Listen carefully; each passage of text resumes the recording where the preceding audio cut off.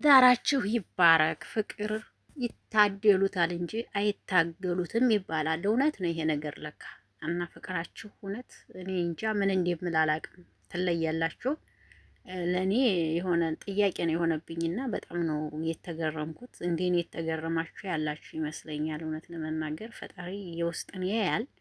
ማን ጥሩ ነው ማን መጥፎ ነው የሚለውን ፈጣሪ መርምሮ ያውቃል። እውነት ለመናገር እና ሁለቱም የዋሆች ስለሆኑ ነው እንደዚህ የተገናኙትና እኔ እንጃ እኔ ቃላት የለኝም እውነት ለመናገር ከሚባል በላይ በጣም ነው ደስ ያለኝ።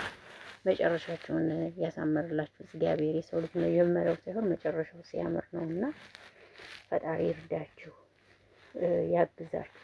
ይህን ነው የምለው እኔ ሌላ ምንም ማለት ነው። ሰላም እንዴት ናችሁ? አለም ነኝ። ለዚህ ቤት አዲስ ከሆናችሁ ቤተሰቡ ነው አብራችሁ ላላችሁ አመሰግናለሁ።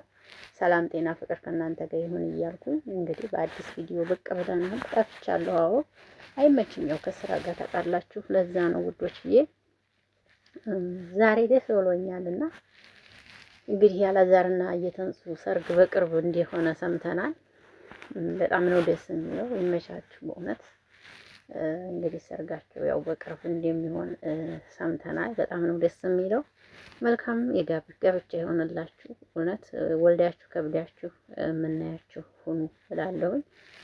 ከዘመኑ ጥንዶች እውነት በጣም የምትገርሙ ሆናችሁ አግኝቻችኋለሁኝና ይሄንን ሳቅ ወይም ደስታ መጨረሻችሁን ፈጣሪ ያሳምርላችሁ ለማለት እወዳለሁ። እንግዲህ ውዶችዬ እወዳችኋለሁ፣ አከብራችኋለሁ። መልካም ቆይታ ይሆንላችሁ። አለምን ሴቭ ላይክ እያደረጋችሁ እንግዲህ አበረታቱን።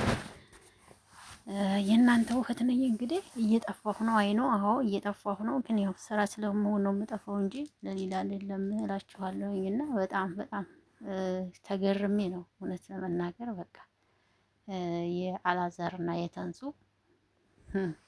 ፈጣሪ ለካ የዋህን ውስጥ ያያል እኮ እውነት ለመናገር ያ ነገር ይመስለኛል እንደዚህ ያገናኛቸውና በጣም ደስ ይላል።